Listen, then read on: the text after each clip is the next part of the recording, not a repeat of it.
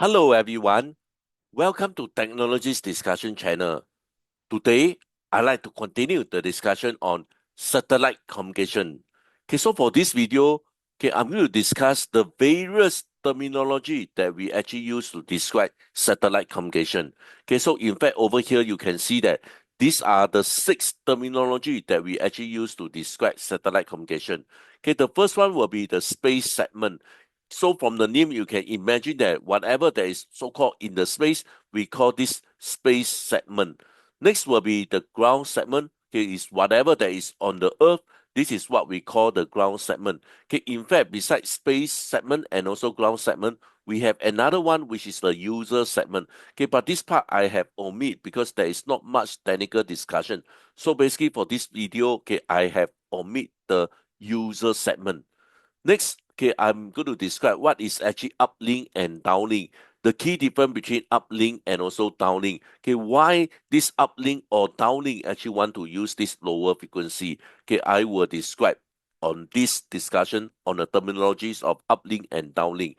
Next, okay, with the help of the so-called the distance between the satellite and the Earth, and together with the azimuth angle and also the elevation angle, I will be able to locate the exact location of the satellite. So basically, this is the discussion here. I'm going to discuss what is so-called the azimuth angle and also the elevation angle, and together with the range, okay, of the satellites, okay, with respect to the Earth. Then with all this, I'm able to locate the exact location of the satellite. Next, okay, I'm going to discuss what is actually footprint. Okay, for satellite communication, okay, footprint is actually the area that I'm able to establish communication via satellite. So basically, this is under the footprint. And last but not least, under the frequency. Okay, so under the frequency, I will describe okay why this type. Okay, so this frequency band is actually used for satellite communication. Okay, so basically, all this will be the objective of this video. This will be the part 3 series discussion on satellite communication. So guys, if you're keen to know more about satellite communication, okay, please take a look on the playlist under the description. Over there, you will be able to find a series of discussion on satellite communication. This is my email. If you have any question regards on this discussion, okay, please drop me an email.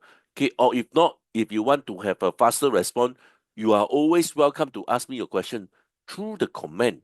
Okay, before I continue, I'd like to urge you guys to help this channel by pressing the like button. Okay, so when more you guys actually help to press the like button, this video will have a better chances to reach out to a larger audience. So guys, help me press the like button. For those who are new to this channel, please consider to subscribe and turn on your notification bell. Once again, thank you so much for strong support. Okay, so let's take a quick look. Okay, what is actually the satellite communication segment? Okay, as I mentioned earlier on, okay, so this satellite communication segment actually can be broken into 3 area or segment.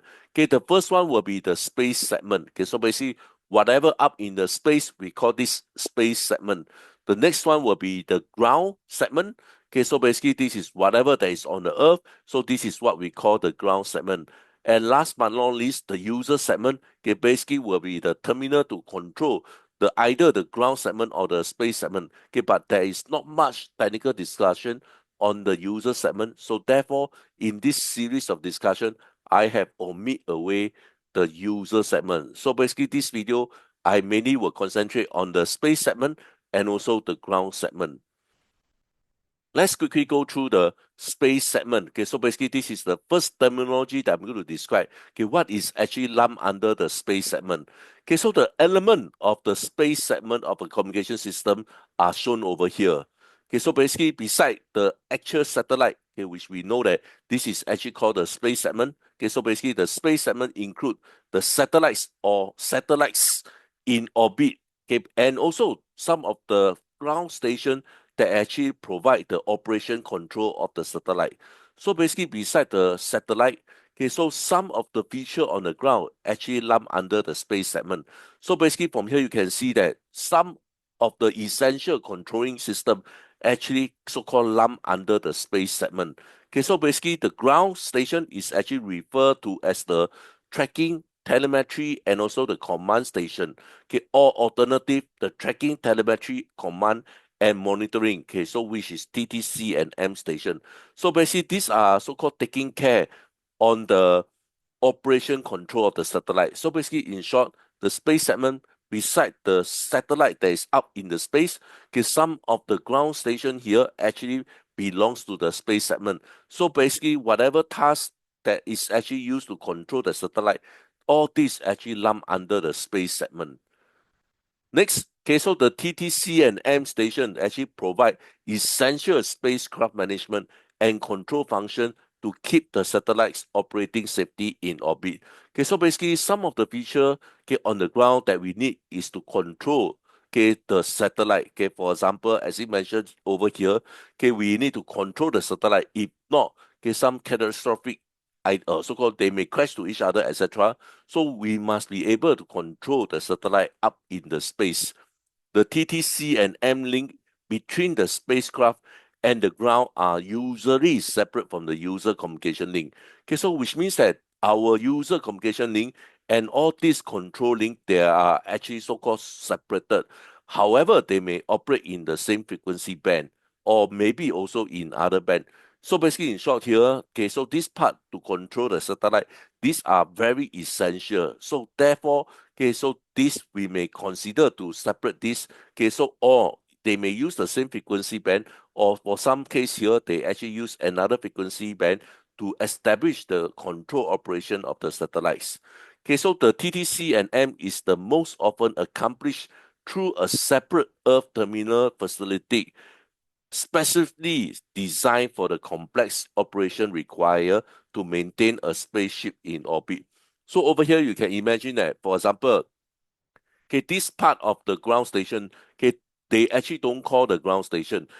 What happened here is basically this is actually a standalone. Okay, so this satellite over here, they will not receive the signal from the satellite, but they actually performed a very unique task is to control the operation of the satellite. So basically, this part here, you can imagine that this is not the satellite that we are going to receive the command or the signal from the satellites. They basically stand alone. So basically, this task here, as you mentioned here, is mainly designed for the complex operation that is actually required to maintain a spacecraft in orbit. Okay, so basically this is what we lump under the space segment. Okay, so these are all the items in a satellite. Okay, we are going to take a closer look on the next slides. Okay, so the space segment of the satellite system actually refers to all components that is physically located in space. Okay, so therefore it include it include the key thing, which is the satellites.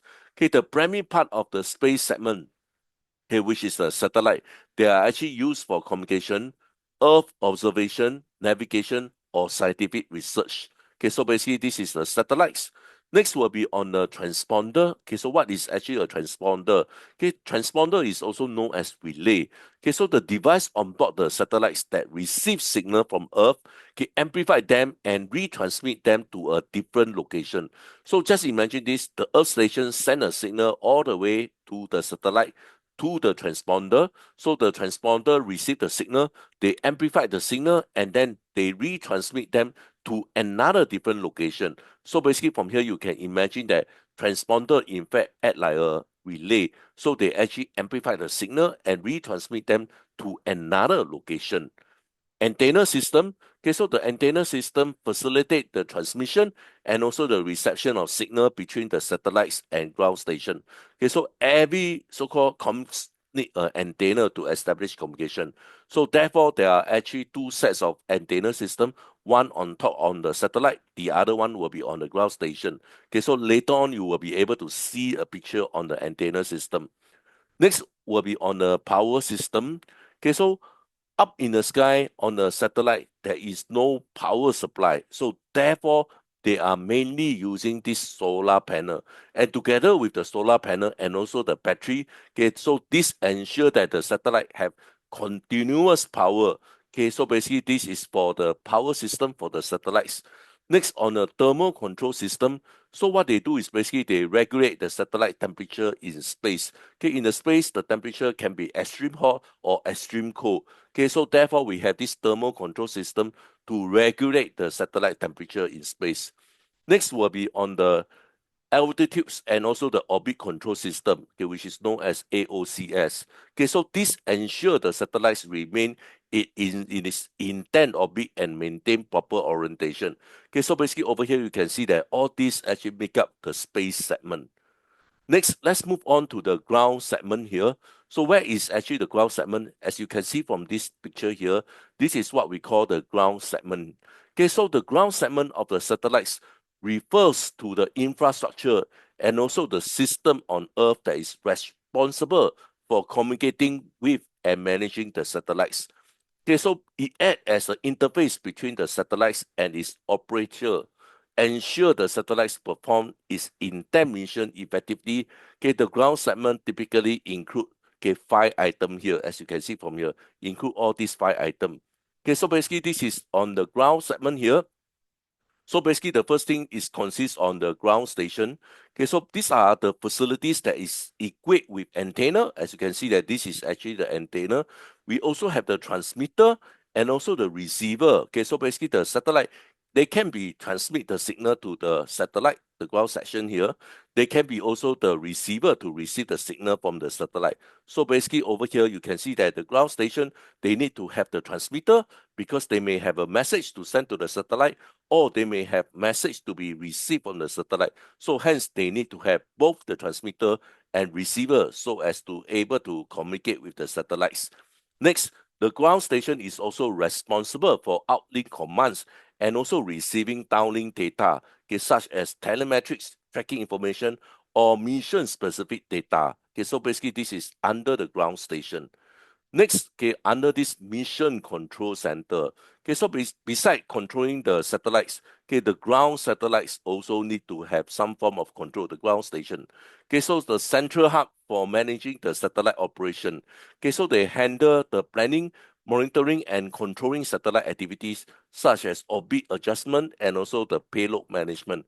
Okay, so basically this fall under the MCC, Mission Control Center. As for the data processing and distribution system here, so the processed data actually received from the satellites, okay, for its specific application, okay, for example, for scientific research, okay, so for Earth observation or communication, so they redistribute the processed data to another end user or customer. Okay, so basically you can imagine that the Earth station actually receive the data from the satellite. So what they do is they may process the data. After that, they will redistribute them to the end user. Okay, so basically this is under the data processing and distribution system. Next, on the network infrastructure, okay, so basically they link the multiple ground station or integrate satellite control system with other system, okay, via this tesseract communication network here. Software and tools, okay, so they include the application for tracking, controlling, and simulating satellite operation, analyze telemetry, and ensure the health of the satellites. Okay, so basically all these are under the ground segment. Okay, so before I continue, guys, I'd like to urge you guys, if you have learned something from this video, please consider to like this video. And also those who are new to this channel, again urge you to help this channel by subscribe to this channel and turn on your notification bell. Okay, so let's continue.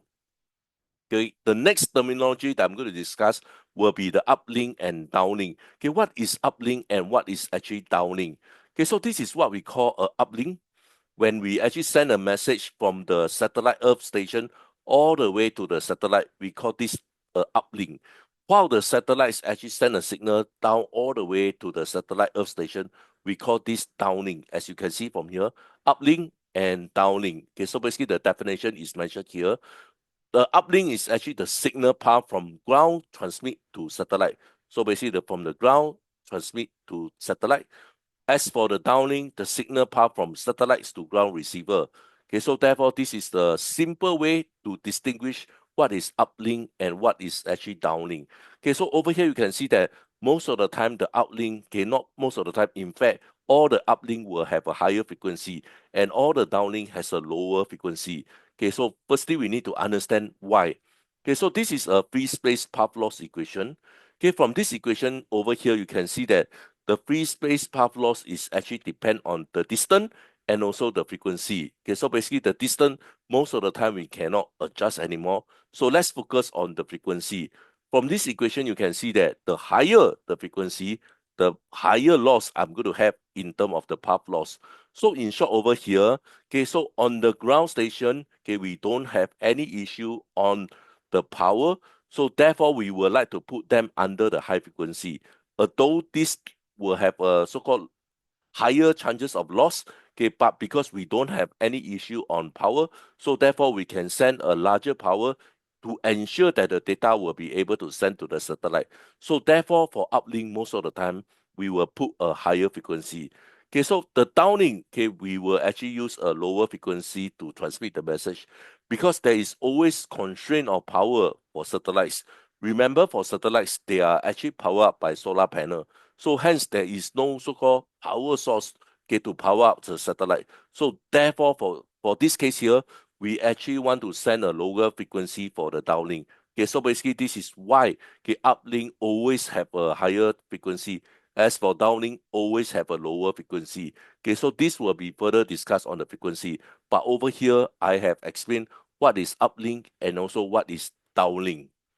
Next, okay, I'm going to discuss the azimuth and also the elevation angles. Okay, so let's start off on the azimuth angle first. Okay, so basically it's the angle of rotation. Okay, so basically it's a horizontal plane. Okay, so with reference from the north that a ground-based parabolic antenna must be rotated through clockwise to point to a specific satellite in orbit. Okay, so imagine this is a flat. Okay, so basically imagine that you turn this thing 360 degree. So you identify where is the north. Okay, remember this need to turn a clockwise direction. So based on the so-called the angle, they actually stop. Okay, so basically this is what we call the azimuth angle. So over here, you can imagine that this antenna will be rotating 360 degree. Okay, so basically based on the azimuth angle, okay, with reference to the north, for example here, with reference to the north. So this is what we call the azimuth angle. Okay, so this is what we know as azimuth angle. So next on the elevation, okay, basically it is actually the outward tilt of the antenna with reference to the horizontal in degree required to aim the antenna at the satellites. Okay, so basically it actually adjusts the height of the so-called the tilt of the antenna over here. So basically from here you can see that based on this tilt, this is what we call the elevation angle. So in order to locate the exact location of the satellites, okay, firstly, we need to have the azimuth, okay, which angle to point at, and then we need to know how many angle of elevation angle that we need actually to tilt the so-called the antenna. Okay, so last but not least, we also need to know the distance from the Earth station to the satellite. So with this, we are able to exactly identify the location of the satellite. So basically, this is on the azimuth angle and also the elevation angle, and together with the distance from the Earth station, okay, we are able to locate the exact location of the satellite. Okay, next, okay, we are going to discuss on footprint. Okay, what is actually footprint? Okay, so the coverage area on the Earth's surface that the satellite can receive from or transmit to. Okay, so over here you can see that this is actually a satellite. You can see that basically this zone here, okay, basically they can receive and also transmit the signal. So this is what we call the footprint. Okay, so the footprint show the contour of equal signal strength on Earth's surface. It depends on the satellite's orbit, height, and the type of antenna used. Okay, so basically this is the area that will be covered by the satellite. So this is what we know as footprint. Okay, the higher altitude satellites, okay, so the bigger the footprint. Okay, earlier on the part 2 series discussion, I have discussed the difference between GEO, okay, and also the medium Earth orbit and also the low Earth orbit. Okay, so basically GEO being the furthest away from the Earth, they will have a larger footprint. Okay, so if you still remember, as I also mentioned that you just need to have 3 GEO satellites in order to cover almost global so-called cover the whole global, cover the whole Earth. Okay, so basically this is what it means here. The bigger the footprint, okay, the larger the area that they actually cover. Okay, however, you are going to have more interference and you are bound to have a lower receiver power because you have a larger area. And from here, you can imagine that the receiver power will be weaker. And also, most of the time, the distance also will be longer. So basically, you have this path loss. Therefore, you are going to have a better chance to have a lower receiver power. Okay, so basically, this is what we know as the footprint. Next, okay, this will be the last one, okay, which is on the frequency. Okay, so we are going to discuss the frequency that the satellite communication actually use. Okay, so basically they actually use in the gigahertz band. Okay, so they don't use on the megahertz. So nowadays the satellite communication actually use in terms of the gigahertz band. Okay, why? Okay, the main reason why we want to use such high frequency. Okay, remember I mentioned early on. Okay, because of the path loss, the higher the frequency, the higher the loss. So why we still want to persist to use high frequency for satellite communication? Okay, so because there is a great amount of available bandwidth, so large amount of information can be sent. Okay, because of this, okay, so a lot of the lower frequency, they are actually all utilized on various applications. And because of this, okay, when we actually move to a higher frequency, we are able to occupy a larger bandwidth because the space, okay, is still quite empty. So therefore, because of the larger bandwidth, we are able to send more data. Okay, so this is one of the reasons, okay, why we want to use high frequency for satellite communication. Next, the signal wavelength are short. Higher frequency, shorter wavelength, okay, which is C equals to F lambda. So basically, if we are going to have high frequency, the wavelength will be shorter. So this will be effective satellite antenna size. So basically, the antenna size will be very small. Okay, so high gain and narrow beam width can be built with reasonable size and weight. Okay, so therefore, okay, if the wavelength are shorter, the size of the antenna will be shorter, and because of this, therefore we are able to achieve high gain and also the narrow beam width, okay, which we need to stir. Okay, so basically this is the two reasons, okay, why we consider to use high frequency for satellite communication. Okay, so communication satellites are separate. Okay, so basically frequency range for the uplink and downlink frequency. Okay, so if we are able to recall, we have done this multiple access also. This is what we call the frequency division multiplex, FDD. Okay, so the uplink frequency is at the higher frequency range and the downlink frequency is at the lower frequency range. I guess if you still remember, I have just explained, okay, why uplink use a higher frequency. Okay, because the ground station is actually on the earth, there is no issue on power. So therefore, for this case here, the uplink most of the time we will use a higher frequency range. As for downlink, okay, basically will be communication from the satellite to the earth.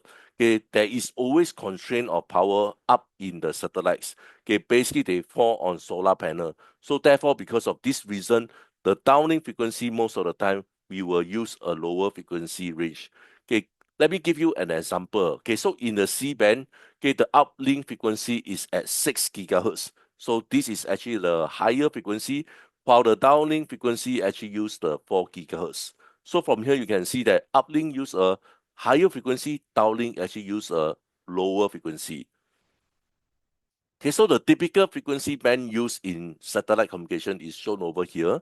Okay, so over here you can imagine that, okay, basically as I mentioned earlier on, okay, on the uplink and downlink, okay, which one to use basically over here.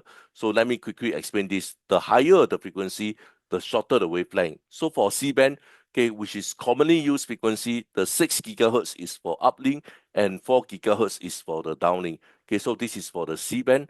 As for the KU band, okay, so basically these are the two band that is actually highly utilized. Sorry, this is the KU band, which is over here.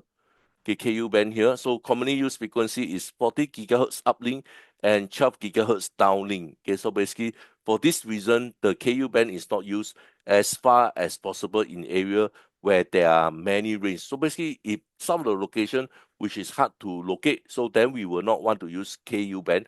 Then we will fall back on C band. Okay, but in some area where we can receive the signal easily, then we will consider to use the KU band. Okay, because at the KU band, the bandwidth is larger, then we are able to send more data. Coming to the last slides for this discussion, okay, so frequency reuse in satellite system can be established through, okay, when we actually use the very narrow beam width, okay, so the higher the antenna gain, okay, it become more direction, and because of this, the beam width need to be narrow, okay, because we need to have a directive antenna. Directive antenna means that we are able to concentrate our signal at a particular location. So therefore, in order to achieve this, we need to have a narrow beam width. Okay, the size of antenna will be increased when the antenna gain is higher. Okay, so imagine this. Okay, when we actually want to have high gain, the size of the antenna will be required to increase. So therefore, okay, when we actually has a high frequency, the size of antenna will be still small. Okay, so when we actually want to increase the gain, so we can afford to increase the size of the antenna. Okay, the same frequency can then be reused in a different geography area of the Earth. Okay, so basically, different parts of the region, we can actually reuse the frequency. Okay, so next, okay, we can also use the different polarization. Okay, so for polarization, we have the vertical and also the horizontal polarization.